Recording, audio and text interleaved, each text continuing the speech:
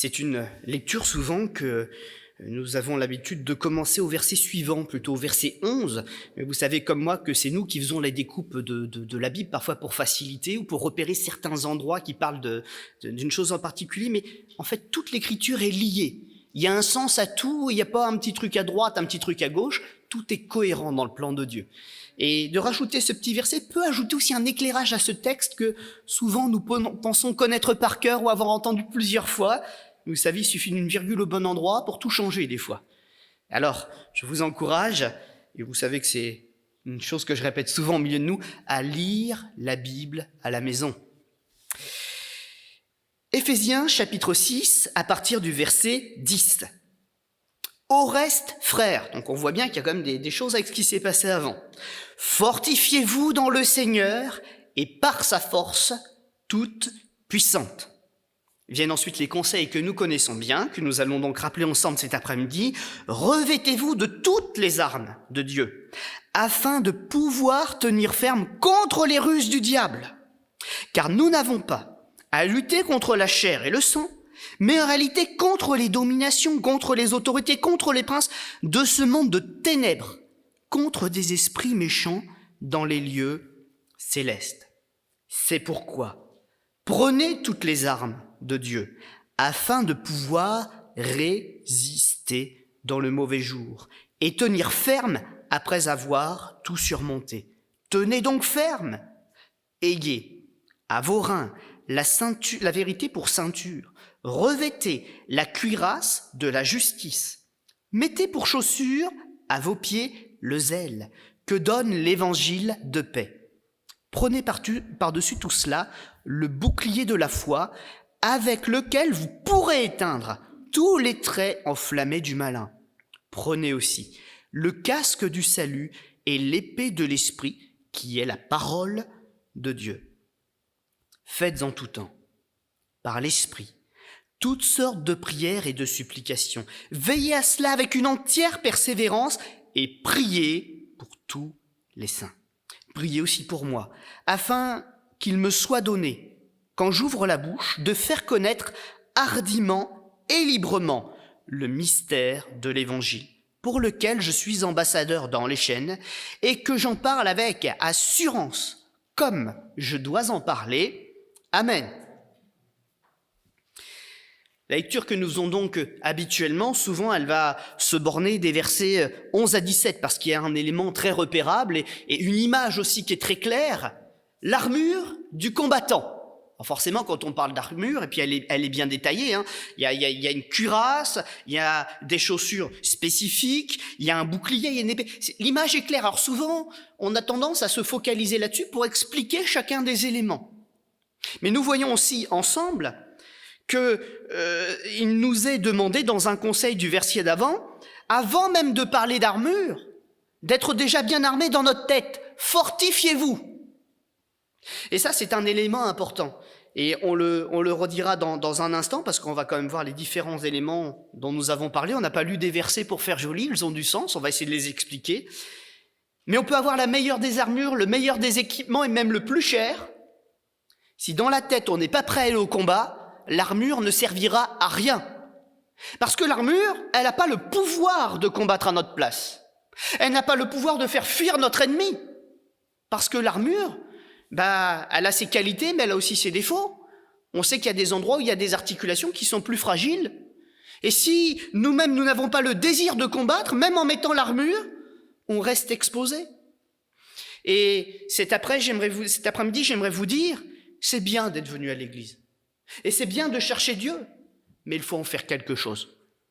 Il faut accepter que le message, le conseil, peut être aussi parfois, je vais le dire avec douceur, mais le reproche peut-être que le Seigneur nous fait soit entendu et que ça nous serve à quelque chose. Il faut que ça gagne notre cœur, sinon on viendrait à l'église puis on dirait j'étais à l'église cet après-midi, ça m'a fait du bien, et puis après plus rien. Il faut vraiment que ce conseil de Dieu nous équipe pour qu'en sortant d'ici, nous ayons grandi, nous soyons fortifiés, nous ayons gagné quelque chose dans ce temps qui est devant nous. Si nous faisons ça, alors c'est vrai, on aura parlé de l'armure, mais on aura revêtu l'armure. avec le désir de s'en servir. Et là, on pourra accomplir les promesses de Dieu qui viennent avec quand l'adversaire viendra en nombre, quand il viendra avec sa force, quand il viendra avec ses menaces, quand il viendra avec son découragement. On n'aura pas que l'armure, on aura aussi après à s'en servir, et le Seigneur nous permettra d'avoir les victoires qu'il nous a promises. Amen. Vous voyez que c'est une autre façon d'aborder le texte, hein. C'est important donc de l'avoir signalé. Le verset 10, donc, c'est pas une autre pensée au fur et à mesure de ce texte que nous avons lu. Il a vraiment sa place pour bien démarrer notre partage de cet après-midi. Que se passe-t-il dans cet exemple concret de l'Écriture que nous connaissons certainement bien, même d'ailleurs des gens qui ne sont pas forcément venus dans une église, où un jeune qui s'appelait David a été, on va dire, missionné par Dieu pour combattre un géant. Vous connaissez cette histoire, David et Goliath? Vous la connaissez, ça va? Même les plus jeunes au milieu de nous? Est-ce que ça vous parle, oui? Super, j'ai bien fait de prendre cet exemple. Il y a un jeune qui est envoyé sur le champ de bataille. Au début, c'est pas pour combattre, c'est pour aller voir ses grands frères qui, eux, sont dans l'armée, et on avait confié à ce jeune-là une mission très simple: apporte-leur à manger, fais-leur un peu de bien, parce que ce qu'ils vivent en ce moment, c'est dur. Et ils sont, tes grands frères, devant un adversaire terrifiant.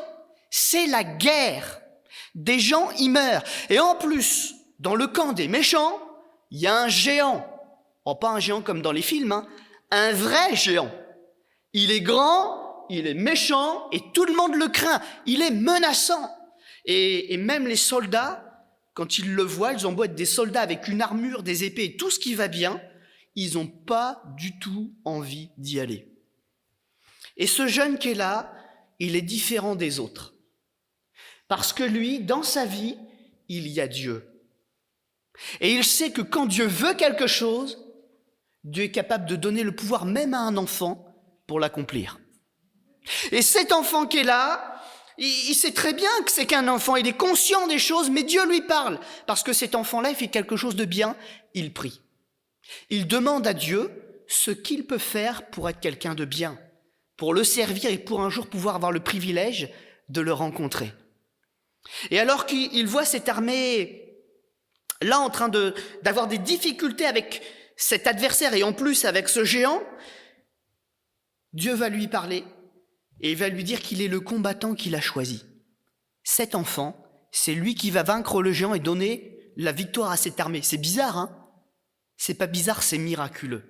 Parce que quand c'est Dieu qui fait quelque chose, nous, on ne pourrait pas le faire nous-mêmes. Mais Dieu nous prête sa force. Et cet enfant, quand il va arriver là avec cette parole de Dieu, tout le monde va le regarder avec un petit peu de moquerie. Un enfant pour aller affronter un géant, c'est volontaire, et il est volontaire, c'est bien, hein? Mais tout le monde le prend pour un fou, c'est qu'un enfant. Mais le roi, quand même, qui est là, on va dire dans le camp des gentils, on va simplifier un peu l'explication, il va avoir compassion de cet enfant et lui dire: si tu veux y aller, tu y vas, mais c'est dangereux. Si tu veux le faire, je vais quand même faire quelque chose pour toi. Je vais te prêter mon armure à moi. Alors l'enfant, il est content quand même. Il se dit: bon, c'est vrai que c'est un géant quand même, hein. Vous connaissez l'histoire, hein. Alors il va essayer de mettre l'armure et puis il va la mettre. Elle est trop grande, elle est trop lourde. Et il va renoncer à cette armure-là. Et il va écouter le Seigneur pour savoir comment je dois combattre ce géant. Et Dieu va lui révéler un mystère. C'est pas avec une armure comme ça que tu vas le vaincre, c'est en utilisant mes armes à moi. Et ce que tu n'arrives pas à faire, je vais guider ta main et je vais le faire pour toi. Je vais te prêter ma force, je vais te prêter ma sagesse, je vais te prêter ma précision. Comme ça, au combat, tu seras pas tout seul, mais tu seras avec moi. Et ce géant, c'est pas ton affaire, c'est la nôtre. Je viens avec toi. Et cet enfant va suivre le conseil de Dieu, et le géant, à part fanfaronner, ne fera rien d'autre que mourir sur ce champ de bataille, vaincu par un enfant. Pas que l'enfant était fort, mais le bras de l'Éternel lui avait été prêté pour combattre. Amen. Et cet après-midi, voilà tout ce que nous partageons. C'est que tout ce qui a fait échec à notre vie, tout ce qui nous empêche d'avancer, de trouver le bonheur, tout ce qui nous empêche d'avoir cette assurance que non, la mort ne nous retiendra pas captifs, qu'il y a bien une échappatoire à la mort, qu'il y a bien une vie éternelle, qu'il y a bien un plan de Dieu, tout ça c'est à notre portée. Non pas parce que nous sommes plus intelligents pour comprendre des mystères, non pas parce que nous sommes plus forts pour arriver à gagner le ciel, à nous en emparer, mais parce que nous avons la même chose que cet enfant David. nous pouvons avoir la foi pour saisir la main de Dieu et dire « Seigneur, montre-moi le chemin et je ferai comme tu me dis. » Et ça plaît à Dieu. Et avec ça, tous les miracles deviennent possibles. Amen. Alors on avance un petit peu. Nous avons maintenant compris l'état d'esprit dans lequel le Seigneur nous amène aux victoires. Et il est bien dit aussi, et 2 fois ça revient rapidement dans les versets, comme quoi c'est peut-être dit, c'est peut-être pas si facile à faire, prenez toutes les armes de Dieu. Si c'est dit 2 fois, c'est pas que le pasteur avait un petit peu d'âge quand il a écrit ce texte, l'apôtre avait un peu d'âge, il radotait pas, hein. C'est parce qu'il sait que le dire c'est une chose, mais le faire et le vivre, c'en est une autre. Parce que quand Dieu nous parle de prendre toutes ces armes, on en voit déjà quelques-unes qui sont mentionnées. C'est la vérité, c'est la justice, c'est un engagement profond, c'est de réagir par la foi, et puis c'est de dire que nous n'avons pas de force et si nous gagnons quelque chose, c'est à Dieu qu'on le doit. Notre salut, on ne l'a pas forgé nous-mêmes par nos forces, c'est un cadeau que Dieu nous fait. Et il nous l'a fait à la croix. Déjà, ça fait un peu réfléchir tout ça. C'est-à-dire que quand on me fait du mal, quand j'ai un problème, j'ai pas le droit de mentir. C'est pas facile de pas mentir. Ça vient tellement vite. J'ai pas le droit non plus de cacher des choses, parce que quand on cache quelque chose, et qu'on sait très bien que c'est pas toute la vérité, c'est pas qu'un demi-mensonge quand je cache quelque chose. C'est un entier mensonge. Et ça ne plaît pas à Dieu. Vous voyez déjà un peu la difficulté qui s'installe ? Mais le Seigneur nous dit que si nous entendons cela, si nous acceptons de combattre en respectant ces règles, avec la vérité, pas ma vérité à moi, à ma façon, mais la vérité, qui me rend intouchable par le diable, alors effectivement, le diable ne pourra pas me toucher. Et ce que j'entreprendrai, rien ni personne ne pourra me le prendre. Parce que pas de mensonge, pas d'emprise pour le diable. Il ne peut pas dire il a menti, on va casser ce qu'il a fait. On va empêcher d'avoir ce qu'il a demandé. Puisqu'il n'y a pas de mal dans notre démarche. Alors, le Seigneur nous dit d'accepter de prendre toutes les armes. Et en même temps qu'il nous dit d'accepter de prendre toutes les armes, tous ses conseils en fait, de ne pas vivre dans le péché, dans l'immoralité, dans la tromperie, dans le mensonge et autre chose, je ne donne que quelques exemples, il nous dit aussi que quand il nous demande de faire quelque chose, il faut accepter de le faire par la foi. Ah, un deuxième problème, la foi. Le Seigneur parle dans la Bible, mais on a bien du mal à comprendre ce qu'il nous demande et parfois on a un peu peur, vous savez, parce que Dieu est invisible et quand il nous demande de faire quelque chose qu'on ne voit pas encore, on a toujours cette boule au ventre, est-ce qu'il le fera ? C'est ça la foi, d'accepter de faire quelque chose qu'on ne voit pas encore. Et c'est difficile pour nous ça. Et il y a des promesses de Dieu. Il nous promet qu'il n'est pas comme un homme pour nous mentir. Si Dieu promet quelque chose, c'est parce qu'il a suffisamment de recul pour être sûr à 100% de le faire.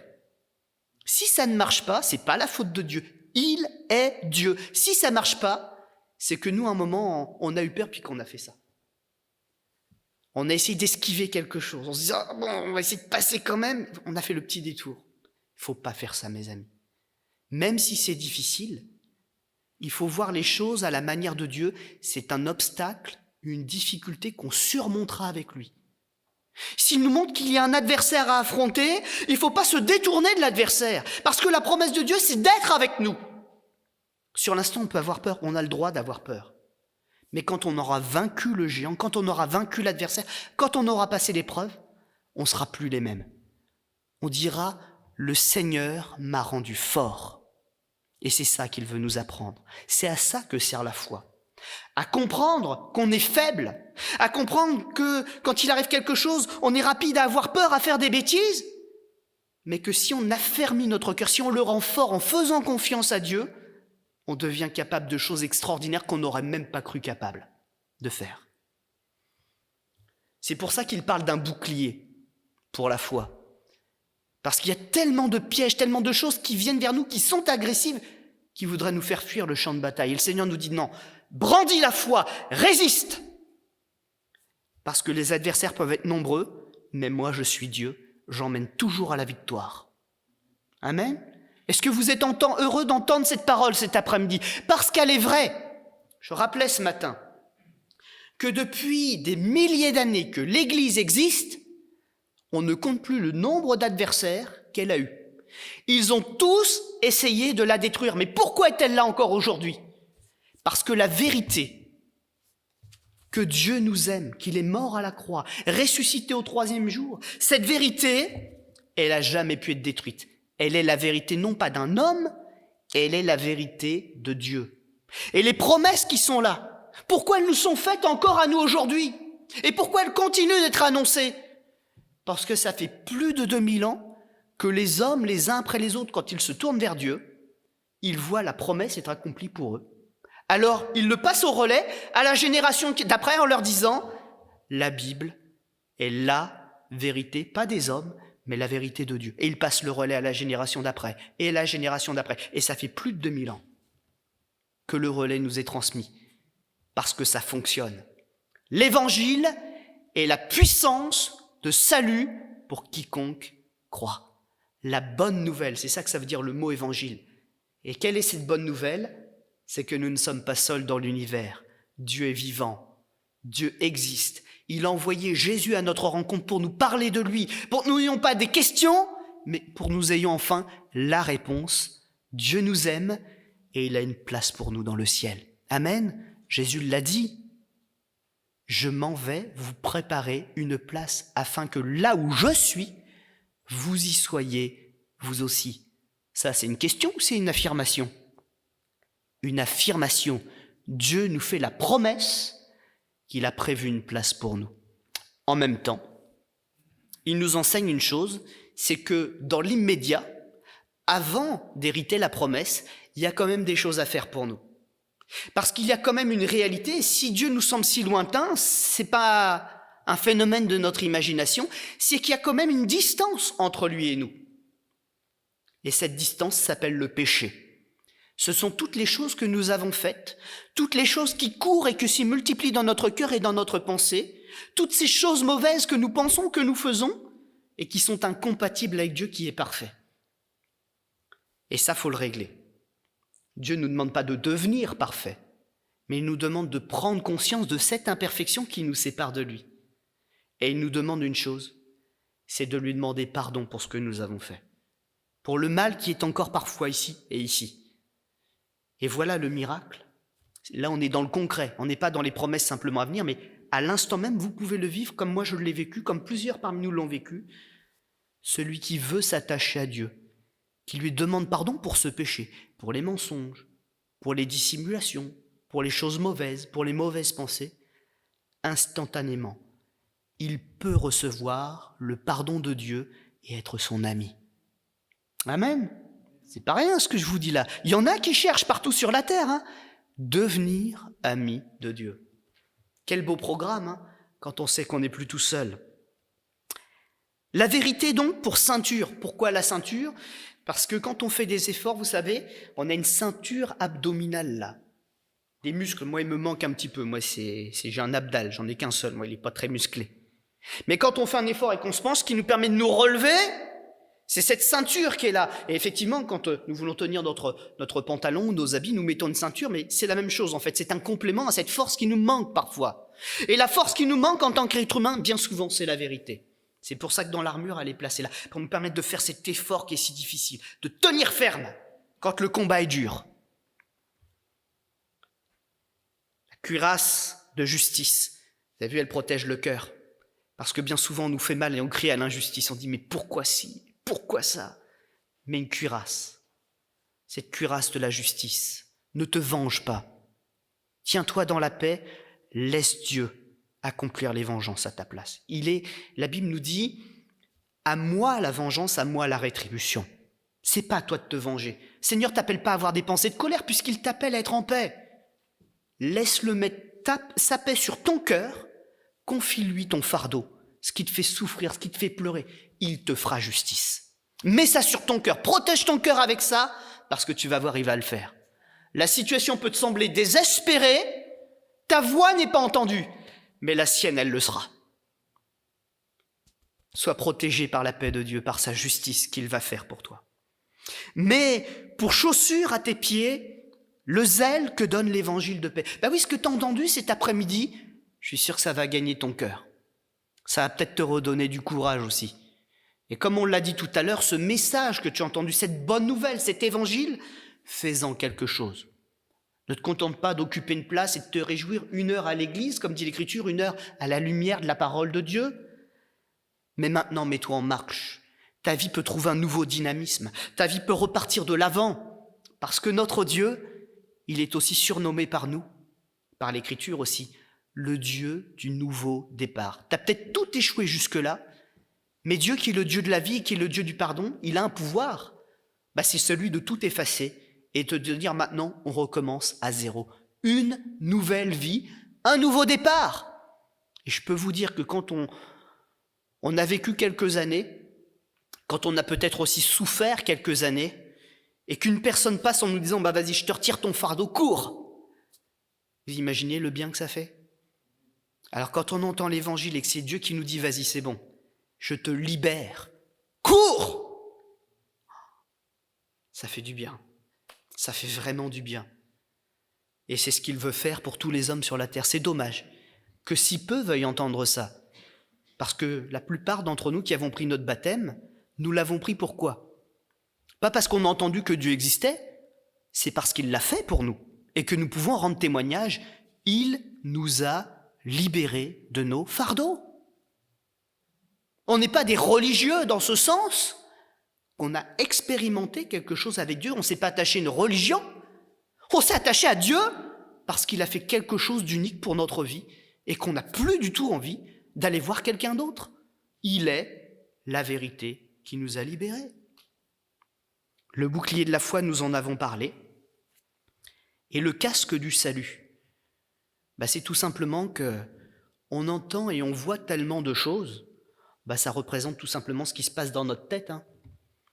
On voit des choses mauvaises, on en entend des mauvaises, mais en mettant cette protection sur notre tête, on apprendra à regarder ce qu'on doit regarder, et puis à détourner notre oreille des choses mauvaises qui n'ont rien à faire là. Parce que vous savez, ce que l'on entend et ce que l'on voit, ça descend où? Ça rentre là et là, puis ça descend là. Et là, ça devient mauvais, ça devient amer, ça devient colère, ça devient convoitise, ça devient plein de choses mauvaises. Alors le Seigneur dit, j'ai aussi prévu. Mets sur ta tête cette promesse. Je suis mort à la croix pour toi, je suis ressuscité, je viens bientôt. Écoute ce message, repasse-le sur ton cœur.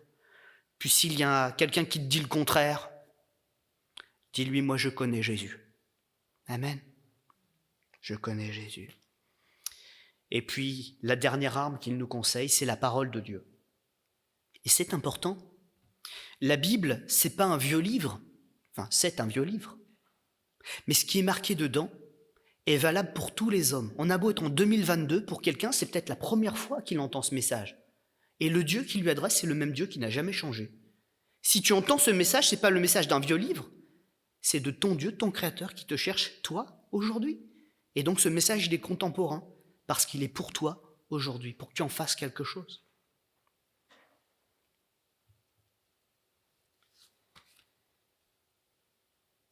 Et dans ce texte, vous trouverez des conseils pour votre foi, pour votre éternité, mais notre Dieu nous aime, il nous donne même des conseils pour notre quotidien. Tu as un problème au travail? Il y a quelque chose que peut-être tu n'as pas compris dans le comportement de quelqu'un? Il y a des conseils dans la Bible, dans le livre des Proverbes, dans le livre des Psaumes. Quand on lit ces textes-là, on trouve tout ce qu'il faut pour notre quotidien. Il y a un conseil de Dieu pour toutes les situations. Lire la Bible, c'est aussi engranger un grand trésor qui nous rend forts. Et quand l'épreuve arrive, on est prêt. Parce qu'il y a cette parole de Dieu à laquelle on a fait confiance, qu'on a gravée dans un petit coin de notre tête ou de notre cœur. Puis le Seigneur nous rappelle ce qu'il nous a dit ce jour-là en lisant la Bible. Et ça, c'est merveilleux, parce que ça veut dire quoi? Que la Bible, c'est pas le trésor des riches ou des intelligents. Toute personne qui a accès à la Bible et qui est sérieux avec la Bible, il peut être aussi sage et aussi puissant qu'un roi. Il a tout ce que les plus grands ont toujours cherché dans leur vie. Et le Seigneur leur donne gratuitement. Pourquoi ? Parce qu'il veut les voir réussir. Ton Dieu, dit l'Écriture, veut que tu sois fort. Ton Dieu veut que tu sois fort. Alors tout ce qu'il faut pour réussir cet après-midi, tout est à ta portée parce que c'est Dieu qui l'a mis à ta portée. Alors je vous propose une dernière chose, c'est une chose importante, ça s'appelle la prière. On va donc fermer les yeux, c'est pas pour embêter tout le monde, hein. C'est un signe de respect pour pas regarder ce qui se trouve autour de nous, ni les gens qui sont autour de nous, pour que chacun ait la liberté de s'approcher de Dieu. Ça permet aussi comme ça, en ayant les yeux fermés, de se concentrer sur la personne de Dieu et de s'adresser à lui et lui seul. La prière peut donc être dans le secret du cœur, on n'a pas besoin de prononcer des mots à haute voix. On peut aussi prononcer des mots à haute voix, mais ce qui est important, c'est de parler à Dieu au nom de Jésus.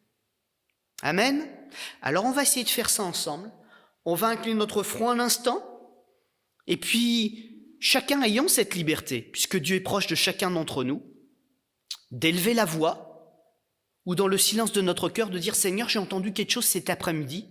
Si c'est vraiment toi, si c'est vraiment ta parole, dis-le à mon cœur, pour que ce que nous avons entendu cet après-midi devienne une force pour les jours que nous avons encore à vivre et les combats que nous avons encore à affronter. » Je vais donc prier pour cet auditoire, mais ayez aussi la liberté, vous, pour votre vie, de faire quelque chose de ce message. Seigneur notre Dieu, cet après-midi, nous ne faisons pas une prière récitée. C'est avec nos mots, avec ce que nous avons compris et notre simplicité, que nous venons vers toi. Ce message a été basé sur la Bible, qui est ta parole, et qui est donc aussi ta promesse que tu as faite à tous les hommes. Tu leur promets, Seigneur, une protection, une force contre l'adversaire, contre le péché, une force capable de même vaincre la mort pour que les hommes puissent te rejoindre dans l'éternité. Alors cet après-midi, s'il te plaît, dis-nous, Seigneur, que ce que nous avons entendu nous concerne. Dis-nous que nos péchés, nos faiblesses, nos fardeaux peuvent être confiés pour que tu nous en libères et que le nom de Jésus qui accomplit cette œuvre pour nous soit comme un sceau, une garantie sur notre cœur que tu viens de le faire à l'instant même, en réponse à cette prière. Amen.